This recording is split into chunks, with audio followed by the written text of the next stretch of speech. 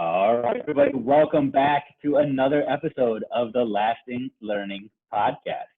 I am so glad that you are joining me this week because I got a special guest joining us from, just some amazing scenery.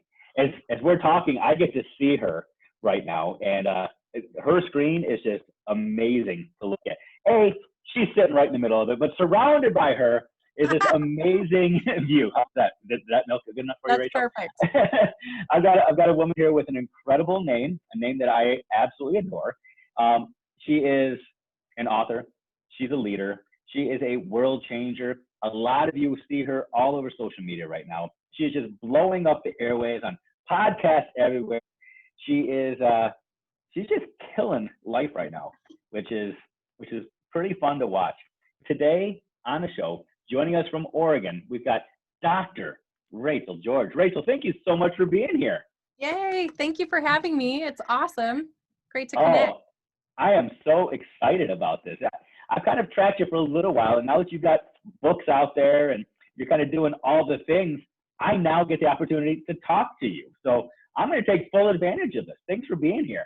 Yeah, you bet. See, I should have just taken advantage of how you have your cell phone number posted everywhere and just reached out that way.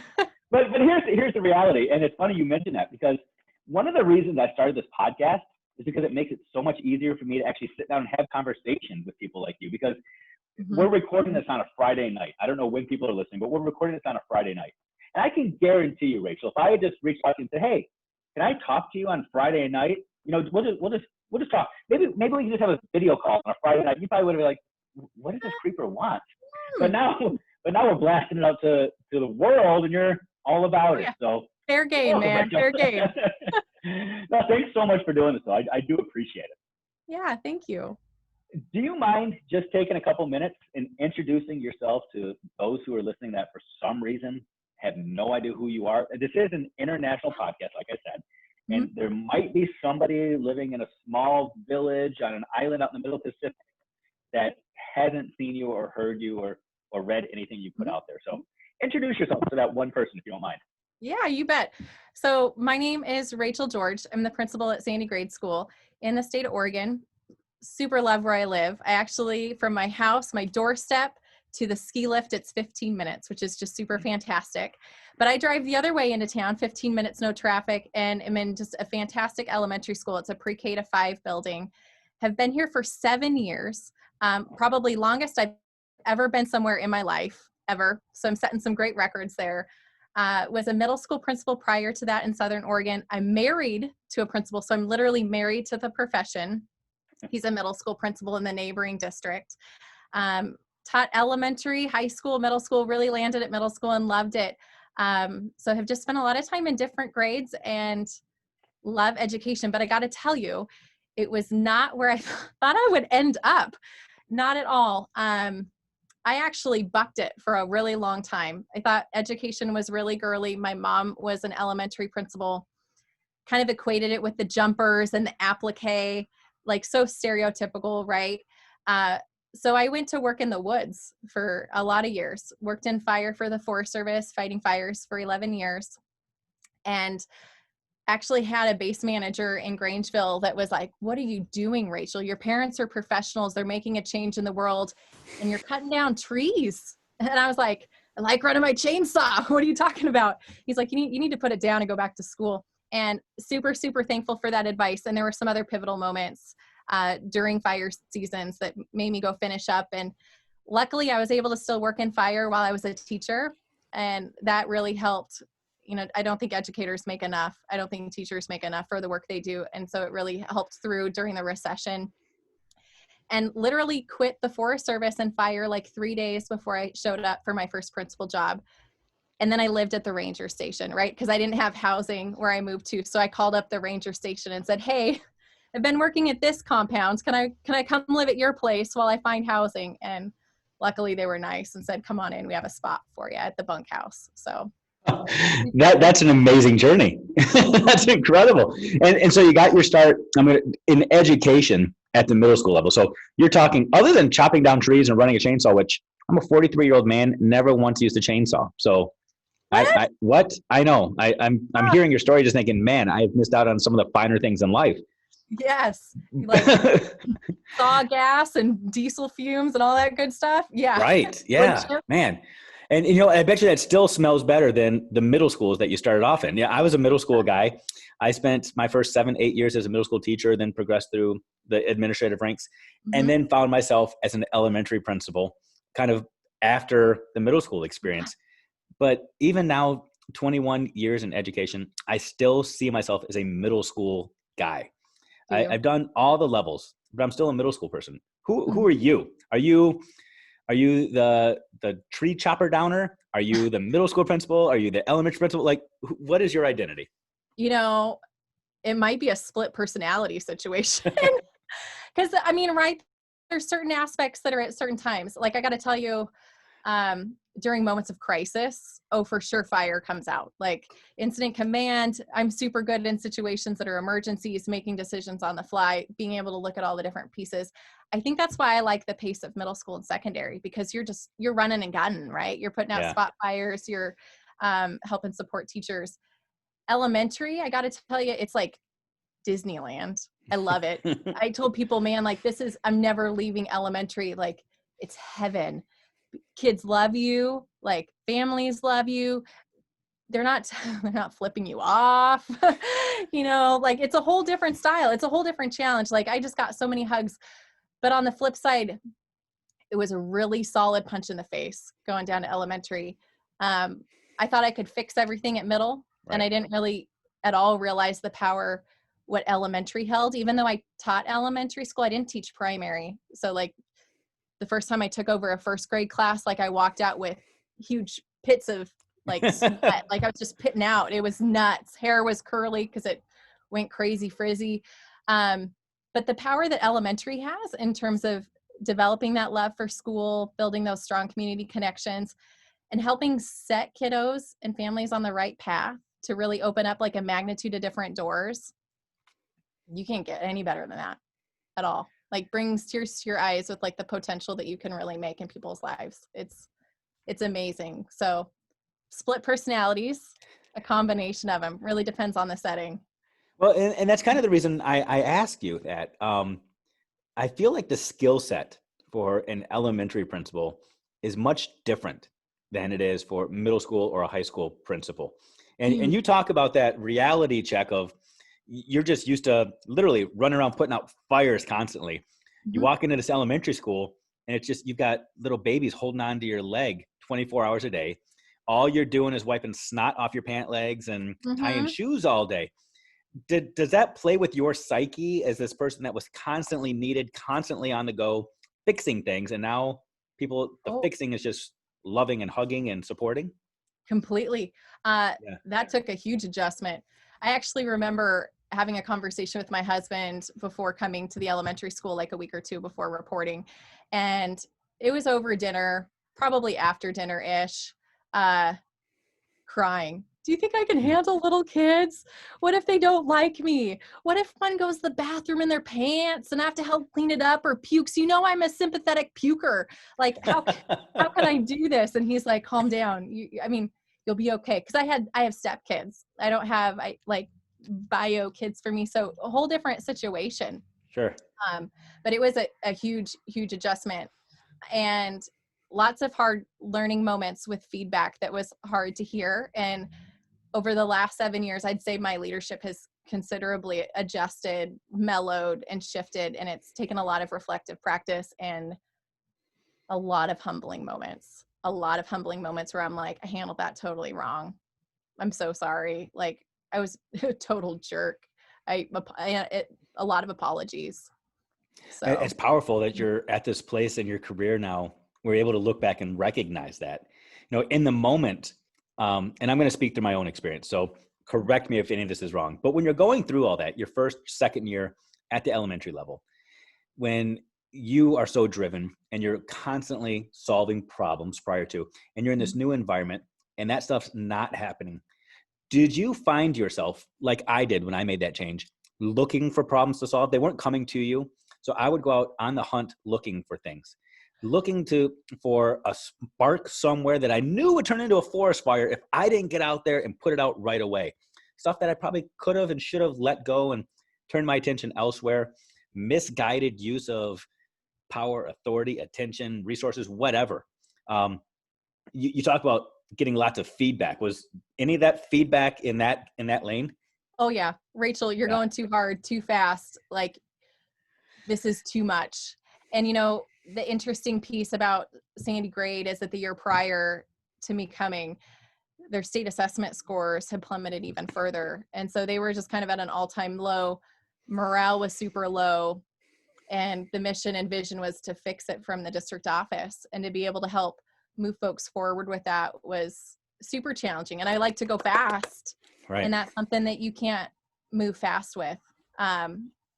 We did still move fast, but I got some folks frustrated with me. And I am so thankful that I had some staff that felt comfortable coming in and shutting the door and being like, help me understand. And those were like the nicer conversations instead of like, dude, what are you doing? Are you serious? Like, you have no idea what this means. Yeah, you're right. Help me understand. Sorry. So it was a big lift. Looking at it again, and in hindsight, probably could have definitely have skinnied it up. And I think we've skinnied it up in terms of the different things that we focus on and our vision and mission over the years, because we figured out what works. But at the time, as you're trying to figure it out, you might think it all works, right? And you all need to fix all of it at the right time and at the same time, instead of just doing one thing really, really well. Do you consider yourself competitive? And know that this is a leading question. If we were in a courtroom, I'd get an objection because they know this is a lead. So are you competitive? Terribly so. And, and that's part of the conversation that we've had as a staff too. Luckily, all of the folks now that are on staff, they're all competitive or have played sports at some point or are just really driven individuals. But, starting out 7 years ago, or even at the middle school that I was at, not all of them were that way. So that as you're talking about like beating your personal best or becoming a better teacher every single day, or helping the students grow at exponential rates, they're like, calm down. Right. Why are you pushing? It's not a competition. No one's winning in this. Like, there's no finish line. Calm down. Well, so, and I hear that, but then I also hear the but that's like, it's in your head. I can hear it, even though you're not saying it, And in elementary school, it is all about changing lives and destinies through love, support, nurturing, teaching this love of learning. Mm-hmm. However, the fact that you knew before you started this part of your journey, 7 years ago, you knew the scores or how the state was perceiving this school, says something. And I can only imagine in your head, again, I'm just talking through Dave, because this is what Dave would have felt and what Dave has felt, is now, okay, I'm going to show these people what I've got. I'm going to show people that I can turn this school around. And then you start keeping score, right? Yeah. Mm-hmm. And you're totally right. I might have some spreadsheets like that. I might have some right. comparison thing. And luckily we're 7 years back now. So we're looking reflectively. You're there now. You've got this thing that's rocking and rolling. But you were also given this opportunity by a school district with the expectation that things would turn around. Mm-hmm. Jumping into an environment where there are people there that are doing all they can. They're working hard. They're loving kids. And now you're this secondary person, former middle school principal, coming in to tell us what to do in an elementary school. And you're just going 1,000 miles an hour. Mm-hmm. So how did you come to grips with, okay, I need to adjust my ways to help these people adjust their ways? Yeah. Lots of question asking and also being really humble. I had huge blind spots and huge weaknesses. In my interview, I actually was asked by the superintendent, like, help me understand. Tell me about your knowledge of like developing early readers and emerging literacy standards. And I was like, yeah, I don't know anything about that, but I have a doctorate. I could research it, and I know who to connect with my PLN. I can find it. And he's like, why didn't you just lie? And I was like, well, not a liar. Like, by default, I'm super transparent and I don't play poker well. So you can just know all of it really easily.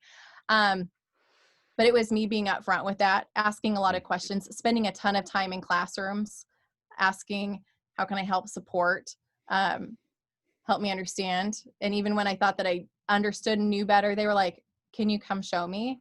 And then I'd walk out and be like, you're completely right. I'm so sorry. Like, first graders don't know what their initial is during the first month of school. You're right. They can't use the keyboards like I thought they could. I thought it was really simple to log in. Nope. I'm so sorry. And that's where there were so many hard lessons along the way that have really made me better, And I hope that I've helped make staff better. You know,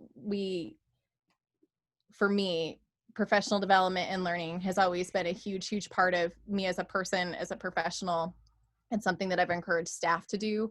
And so we've done a lot of learning together through professional development. I spend probably half my building budget on PD for staff, you know, that want to go to different trainings that fit into our overall vision and mission, which we collaboratively created just to really help support them, because I understand there's a huge stopgap between what I'm able to provide and what they need or what their passion is.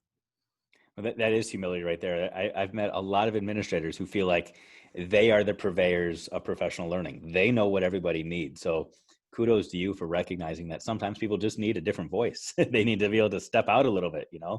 Mm-hmm. Let me ask you a question. You mentioned that your husband is a principal as well. Yeah. Are you competitive with him? Oh, this is a good story.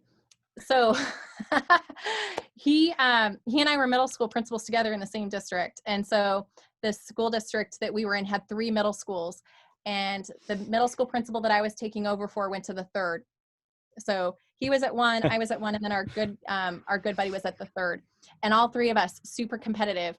And the history between Damien, the other principal, and John was like super competitive, because Damien always thought that John wouldn't tell him his secrets.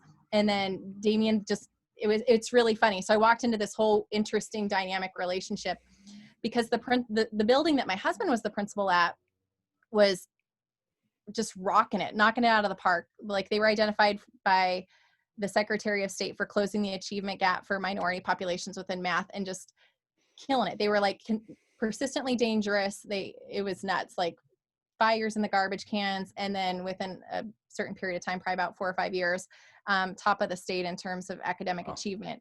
And so everyone was like, what was going on? So I came into this dynamic and I was like, okay, help me understand. I came from a place that wasn't competitive in terms of academics. It was a strong point, but not something where you talked about like that, or even competitive with culture or any of those pieces. You just never compared.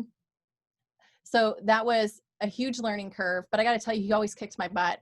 And he's been a huge mentor for me over the last 10 years. And I'm really thankful for that. But I remember crying my first year, which is probably the worst year of my life ever. And I'm like, are we ever going to get there? Are we ever going to turn the corner?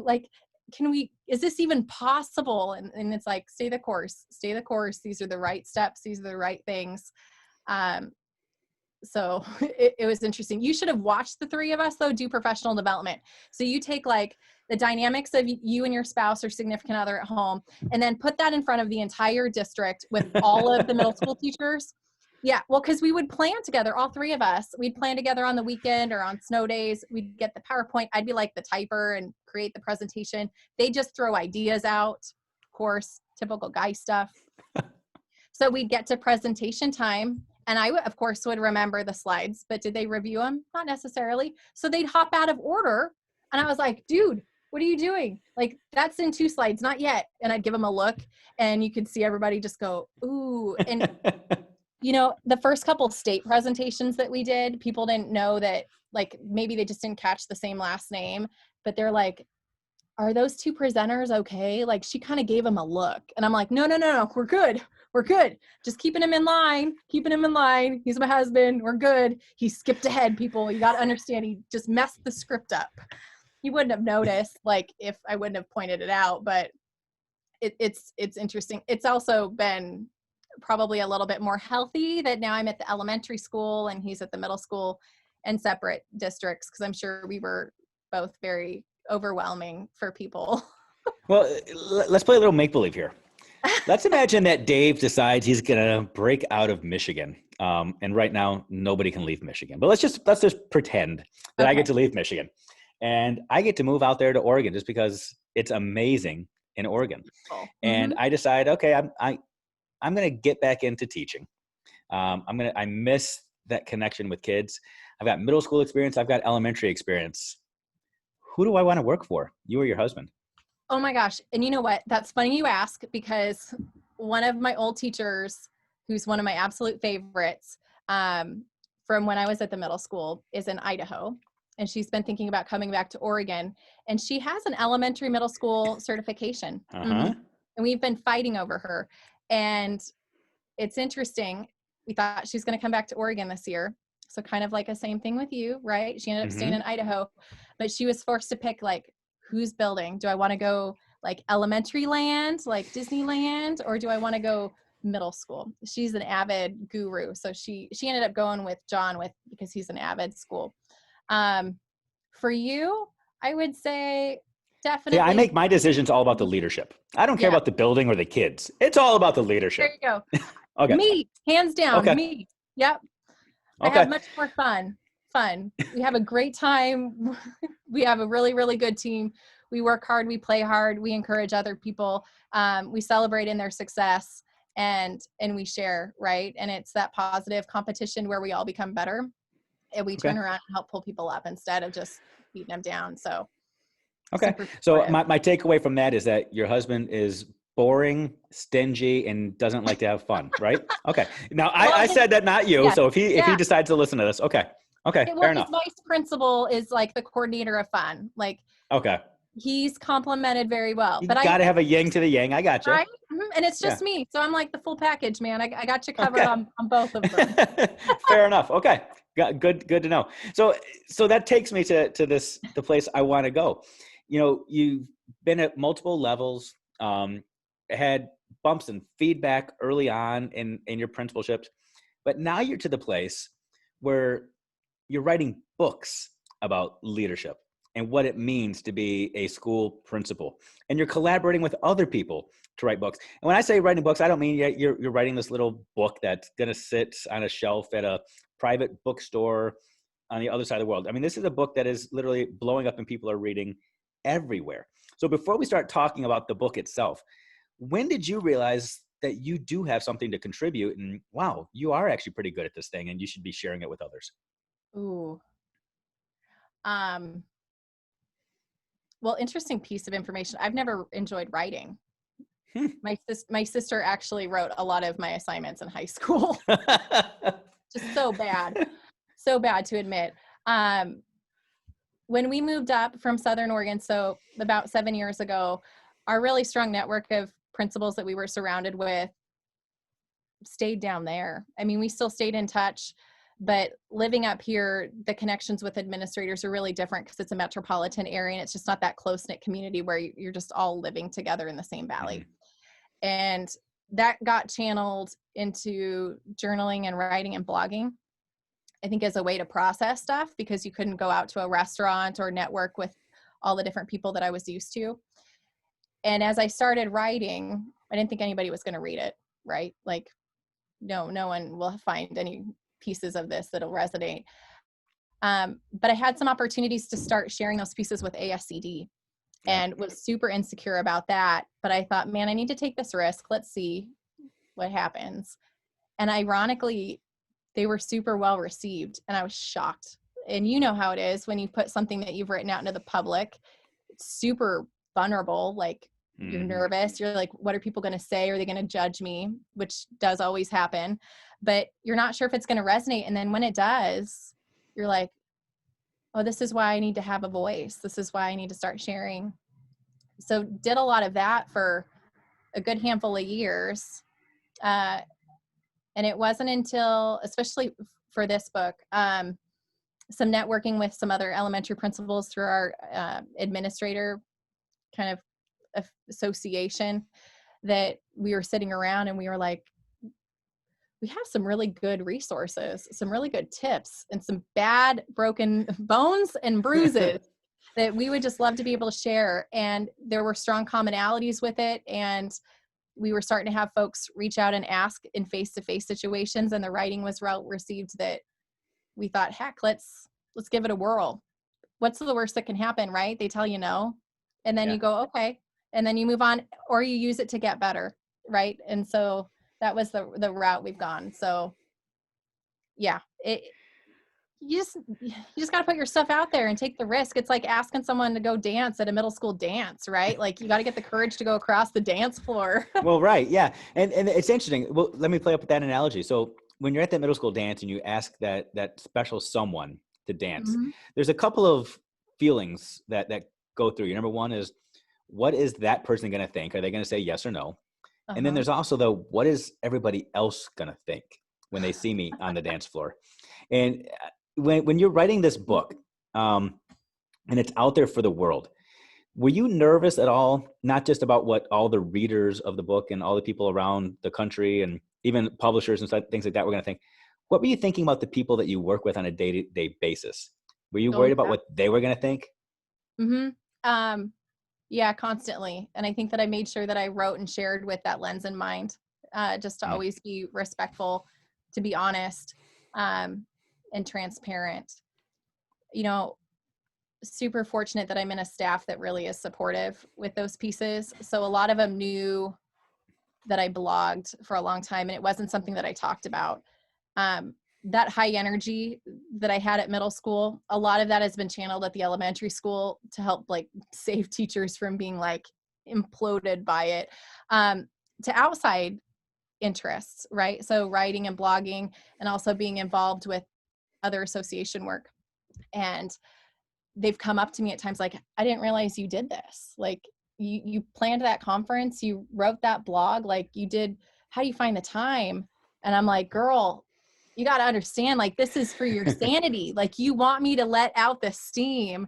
So then that way you're not just getting like 110% Rachel, you're getting like 70% of it. And they're super thankful, but they've always been really, really supportive. Like I had a staff member on their flip grid. We do our flip grids for our virtual PBIS assemblies because we're still remote. Give a huge shout out. And they've been really, really positive. A handful of them bought the book. They've all been with me, almost every single person in the building. All of them I hired, or they started the same year I did. So we have some really good connections. So it's been helpful, but I do get insecure. Like I'm like, oh, I don't know if they know that story. Or like there's a story in there about how I was in my office crying. I really don't cry a lot, but there's those instances stick in my mind where like my head's on the table and like they come in and I'm like pretending it's like allergies and they don't say anything about it, so there is a level of self-consciousness for sure. I mean, because it's me being really vulnerable. Right. Sometimes different with colleagues, right, than sometimes the folks that you work side by side with or that report to you. Now, the competitive woman in you, what is your goal for the book? Do you, just being real, you said you're very honest. How often do you check the sales ranks to figure out if it's selling? Do you check it daily? Not very often. No, not daily. It's selling. I'll let you know. It's selling. I checked it before we went on. You're doing just fine.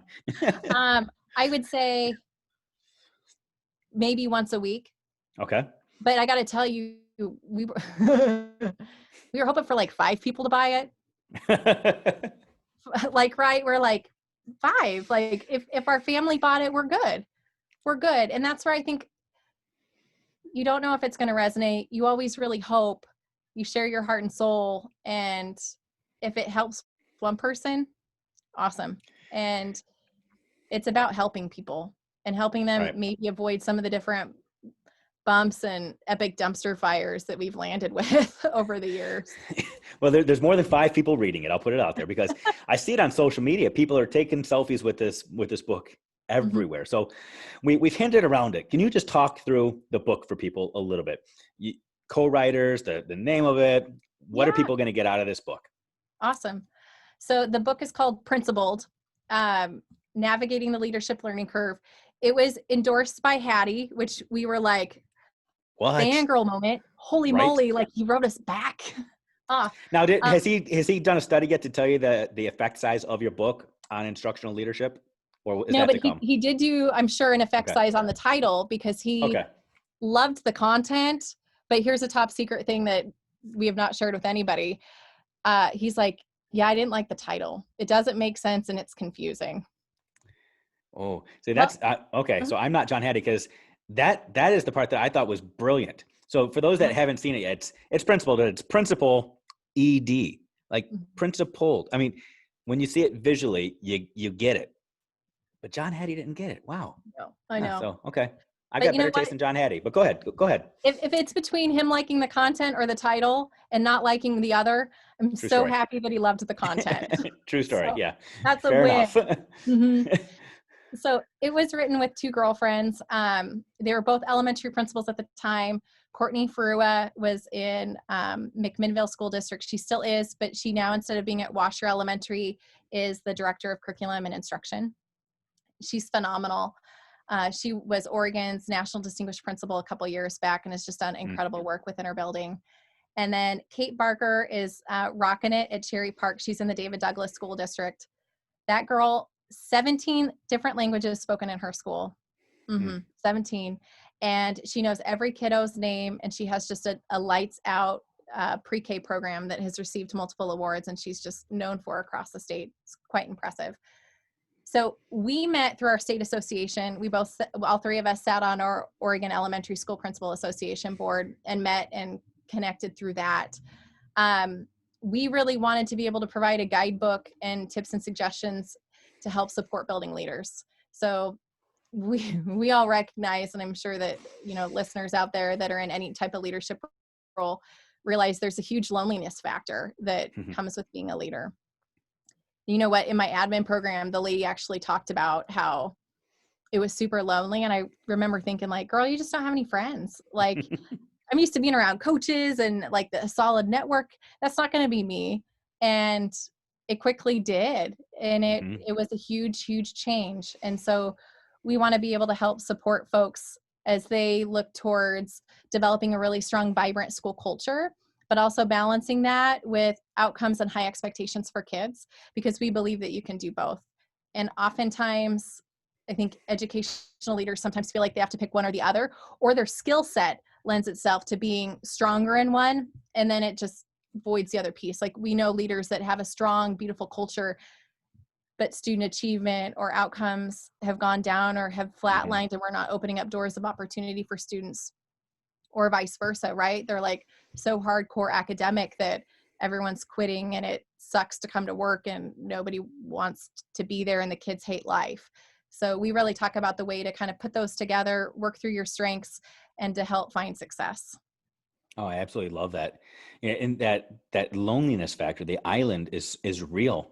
I remember 5 or 6 years ago now, when I was a building principal, one of my teachers actually bought me a Wilson volleyball, like the Tom Hanks Wilson volleyball, to sit on my desk, just so that when I'm feeling the blues and I'm feeling like I'm completely lost and alone, I can at least talk to a volleyball, because that is so genuine and so real.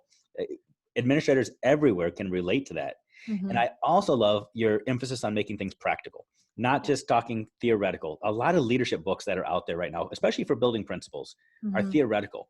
I think about the administrator prep programs, and I work in one, and so much of it is built off of theory, as opposed to the day-to-day grind and finding that balance between culture, climate, and expectations. It's not one or the other. They have to work in sync. Otherwise, you're not doing what the kids desperately need. So thank you for recognizing that and putting it into action for all of us, and not just keeping it a secret there in Oregon, saying, no, this is something that can benefit people way out in Michigan too. That's amazing. That's awesome. That's awesome. So what is next for you? Where's it going from here? Good question. You know, you never know. You never know. And in 2020, like, you straight never know, right? True Like, story. it could change on a dime. What I can tell you is that I'm working on a second book. Excited about this. Actually, I have a couple in the works, but this one, it's a women in leadership book that's been a huge passion of mine. Ooh. And It's underneath the Lead Like a Pirate Guide series book, and it's with my girlfriend, Maya-Lise Tolan, who is also in Oregon. She is out on the Oregon coast and is a secondary director. She used to be a high school principal. And we've included and encompassed a wide variety of diverse perspectives and voices from across the nation, elementary all the way up to high school, on women in leadership, struggles and challenges they've had along the way, along with tips and strategies to help navigate those uncharted waters and to help kind of break that glass ceiling of sorts. So That's powerful.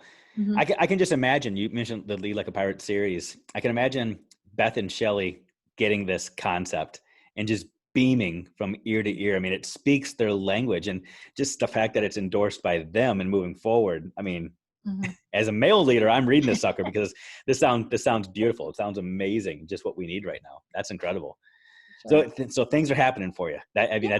that's incredible. You are very busy, and like I said in the intro, just absolutely killing it, doing all the things.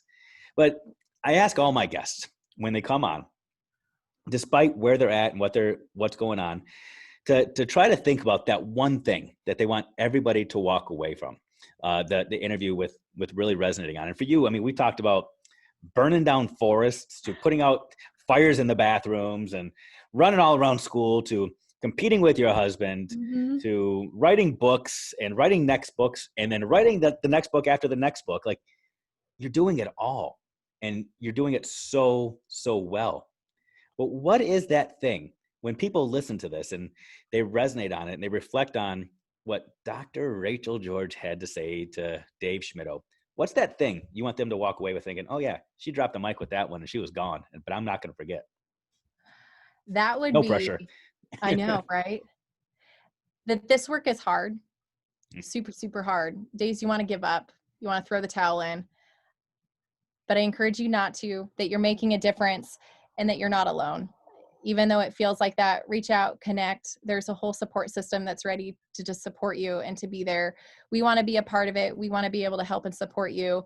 I should give my phone number over this, just like you do. So then that way they can text me, but they can reach out on Twitter. Let them find you on social media. Yeah. There you go. But that you're not alone. You have the ability to do some incredible, amazing work, and you're doing great things. You're in the space that you're in for a reason. Keep your head up, keep going, and you're not alone. That's incredible. So right. So good. I appreciate the fact that is your mission. Your mission isn't necessarily just showing the world how smart and brilliant you are, although you are. It's not just showing the world how humble you are and the lessons you've learned, although that comes through very clear. It's, you want people to feel connected.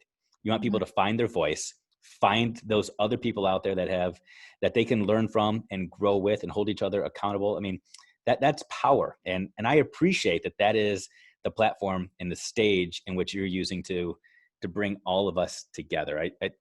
Wow, good for you. That's amazing. Thank you so much for that. That's powerful. So you did mention that you want people to connect with you. There are some listeners and watchers of this that, like me, are lazy and they will not go and look at the show notes no matter what, even though every week I say, read the show notes, it's there. Can you just tell people how to connect with you? And again, don't share your phone number.